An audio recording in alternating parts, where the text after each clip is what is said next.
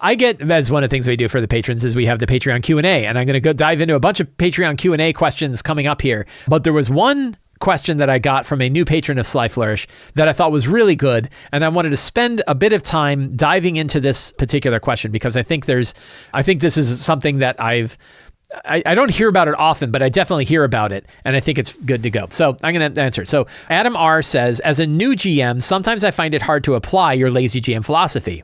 This is partly due to my own enjoyment and appreciation for detailed prep, but I have come to recognize a lot of assumptions in the lazy GM approach that you don't seem to speak about much because you have developed your approach from the perspective of an experienced GM. As an inexperienced GM, I have found this style of prep relies heavily on improvising successfully at the table, and I find myself struggling to have the confidence and knowledge to do this. For example, just listing out the type of monster for a session relies on you being able to create a balanced encounter on the fly. Additionally, you seem to have no need to prepare dialogue ahead of time, whereas I find struggling for words and contradicting myself when I have NPCs provide exposition. Can you discuss what the lazy GM approach assumes about what a GM needs to do at the table? So, great question. And I think, hits an important point, and particularly is useful in looking at the 8 steps from Return of the Lazy Dungeon Master and how they came about. When I wrote the original Lazy Dungeon Master book, I made an assumption that it was a book for more advanced DMs. That when I wrote it, I said, the expectation is you've probably run dozens to hundreds of games already, and now are looking for ways to refine your prep. But I got so many people that said, I started off brand new and I started with the principles of the Lazy Dungeon Master and they helped me immediately. I had so many people say that I was like, maybe I am discounting how valuable this stuff can be even for new DMs. Now, the answer is it's probably helpful for some new DMs and probably not as helpful for other DMs. And it depends on what you need. And one of the things I tried to do with Return is really build it on helping you prepare what you need to run your game and not anything else, right? That's really the core philosophy of Return is prepare what you need to run your game and not prepare stuff that doesn't help your game. That's kind of a clunky way of saying it, but that's basically what I'm saying. And you bring up a very good point, which it does focus heavily on improvisation. It does have a lot of degree of improvisation. My argument is that it helps you focus on improvisation because you're going to need to focus on improvisation. That even if you are a high prep DM who builds heavily structured games where you've got your scenes laid out, you know what kind of scenes they're going to be, you have the connections, you're going to find yourself flat-footed during your game sometime. And it could be when they decide not to talk to the main NPC you've created, but they talk to a sub-NPC that you never really spent much time with. When I talked, I'm going to name drop here for a second. But when I interviewed Matt Mercer a long time ago about NPCs, there was a couple of questions that I had for him. One was like, how long do you prep your games? And he said, I spend twice as long prepping the game as I run the game. And then I said, and how many NPCs do you improvise compared to the ones that you prepare? And he said, half of them. Right? So this is like the most watched even at the time. I mean, I don't know that things have changed now. It'd be very interesting to ask him about that. But now that when we look at it, how many NPCs, if the most viewed role-playing game in the world at the time, half the NPCs that were improvised, it probably behooves all of us to be pretty good at improvising NPCs. We should get better at improvising NPCs.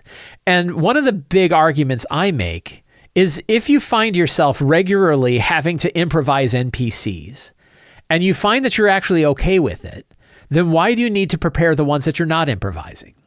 Can you improvise them all? And what are the things you actually need to improvise an NPC? What are the things that actually helps you? The answer is it's different for all of us.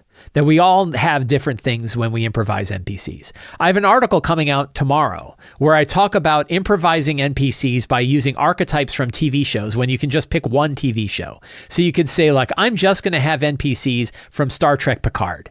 And I'm going to pick 8 or 9 NPC and 8 or 9 character archetypes from Star Trek Picard, and I'm going to use those in my campaign. And I'll just keep this list handy and I'll go through it. And that can work really well. The dirty secret is I don't even do that. That I really don't even need that part of it. Sometimes all I need is a name and in my head, a general motivation. And I can roleplay NPCs well enough that my players continue to come down to the table. Do I stumble over myself? Yes. Do I struggle with words or contradict myself? Yes. That's okay, right? Sometimes we make mistakes, right? And sometimes we're like, oh, I forgot that this guy's NPC is actually different. Is that way to go? It's okay to stumble. That's the other one. We don't need this perfect game. And I think the more we try to reach for this perfect game, the harder I think it becomes. But part of the philosophy of Return of the Lazy Dungeon Master, which I don't think I directly write about, but it's there, is since we're going to have to improvise anyway, why don't we focus on preparing to improvise rather than struggling against that idea? And that's where I think that you know, where there's a difference in what we're talking about. One thing I want to kind of pick on a little bit is you mentioned that it's kind of from the perspective of an experienced GM. That may be true to a point, but it's certainly not just my perspective. That when I wrote Return of the Lazy Dungeon Master, I interviewed hundreds of DMs and I surveyed thousands of DMs.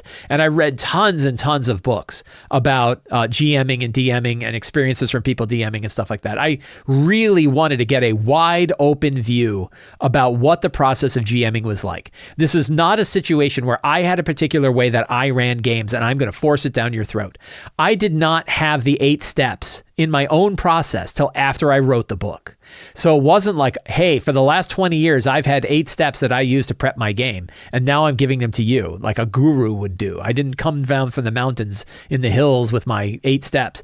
The 8 steps developed while I was working on the book from all of the stuff that I gathered from other GMs and listening to how they work and then breaking down the things that they used and really thinking about what the steps were before. And then I started using them as well. And they worked. They worked for me, right? And they work for lots of people. Lots of people like the 8 steps.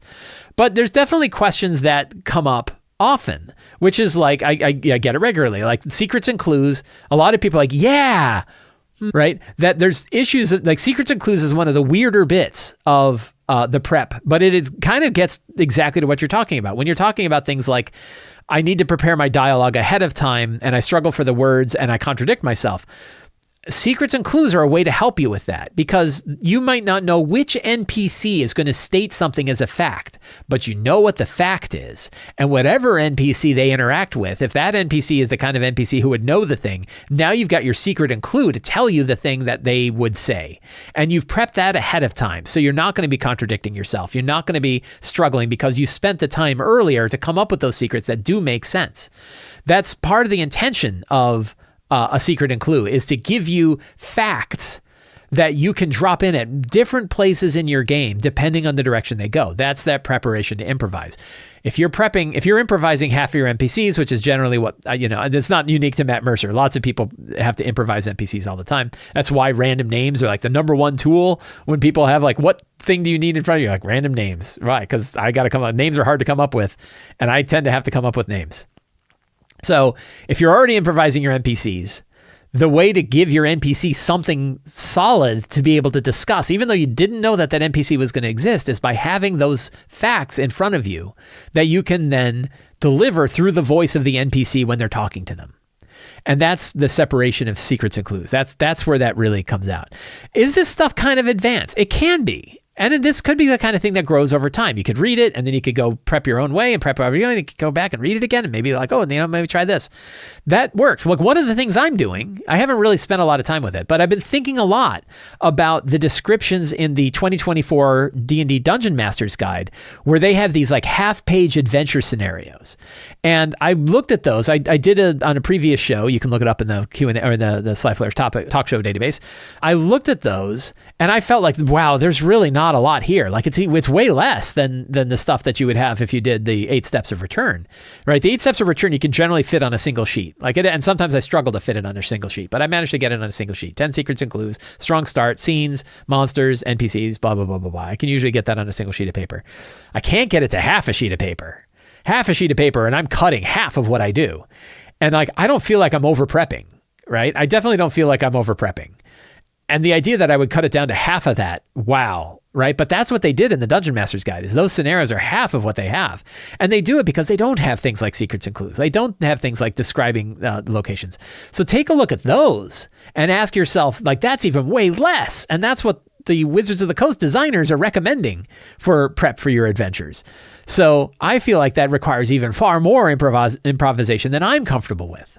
So I think that's interesting. But I've been looking at those because one of the things I want to do is ask myself, are those actually good? Like, are they good ways to do it? Like, maybe you can do it that way. What if instead of like separating all of your stuff out, you kind of bring things in? So you have secrets that are connected to locations and NPCs and monsters, and then you break out in your scenes. But then I always go back to, no, I really like to have the stuff separate because I don't want to have my game fit in these, like, here are the 5 scenes that are going to occur, because what if they make a left turn? Like, if you're traveling through a dungeon, you want the dungeon to have optional paths. And I'll tell you, the way that 4th edition did it is that dungeons were 3 rooms with 1 hall that connected each of the rooms. Like, that was how dungeons were built in the 4th edition era, because you couldn't really do much else other than that. That's not exactly true, but a lot of times that's how they ended up. And going to the 5th edition style, which is actually more like the OD&D style of dungeons with lots of alternative paths and secret paths and loopbacks and level changes, and you don't know where they're going to go. You're either going to have to prepare every single room in the dungeon, which is going to take you forever, or you have to get comfortable with improvising your game. And this is what I recommend: getting comfortable improvising your game, separating out the components of your game so that you can drop in the right things at the right time to fill in a chamber, depending on what chamber they go. So you're paving the path in front of them as they're driving along the road, rather than trying to pave all possible paths. As always, this stuff serves you. It's not for me. There's no right answer. There's no one way to do this. That you get to decide what prep works well for you. I am offering a framework for it. And it's a framework that is built by talking to dozens to hundreds of DMs and surveying thousands of DMs and reading tons and tons of books on this style and trying to distill it down to the things that can really help people improvise their game, recognizing how important improvisation is in running our games. But you get to decide what goes there. I've talked about how scenes is a catch-all step that you can put lots of different things into, including adventure hooks and including multiple different paths, lots of things. What are the future 3 options you're going to offer to a character? Those are the kinds of things that can go in the scenes area. You get to decide for each of these steps what's useful for you. Maybe 10 steps is too many. Maybe 5 is easier for you, and you actually end up never needing more than 5. I'm not the boss of you. You can decide what to do. I have reasons why I think 10 is right, but you might decide, for me, those aren't right. So all of this stuff serves you. So if you find yourself struggling with the ideas of the lazy GM, and you find your own process works better for you, you are under no obligation to support the process that I'm offering. Not you running games for your friends and running them well in a way that you enjoy, in a way that your friends enjoy, is more important than anything else. And what I'm offering is, here are some ideas. And if the ideas work for you, great. If they don't work for you, throw them away. Right? Absolutely. There's a whole chapter of Return to the Lazy Dungeon Master, which you can buy in the Sly Flourish bookstore, by the way. If you don't own a copy, go buy it at the Sly Flourish bookstore. There's a whole chapter about how do you make those prep steps work for you. And a lot of that is throw away what doesn't work, right? So that is a big piece. So Adam, I'm hoping that helps answer your question. And I hope you are, even if you decide that the steps that are in Return are not for you, I'm hoping by thinking through the process, you're able to kind of think about the process you've got and refining it and the experiences that you have at the table with your friends and figuring out how things go. If you enjoyed this show, please consider subscribing to the Sly Flourish newsletter. It is absolutely free to sign up. You get a free adventure generator for signing up, and you get a weekly article sent directly to your inbox with all of the links to all of the work that I do, along with a big, fun article about how to run your tabletop role-playing games. You can also support me directly on Patreon. Patrons get access to all kinds of tips, tricks, and tools like the Patreon Q&A database and the talk show topic database and all kinds of other things you get for being a patron. It's a really good deal. And you can pick up any of my books at the Sly Flourish bookstore, including Return of the Lazy Dungeon Master, the Lazy DM's Workbook, the Lazy DM's Companion, Forge of Foes, City of Arches, and a whole lot more at the Sly Flourish bookstore. Thank you all so much. Have a great day, and get out there and play an RPG.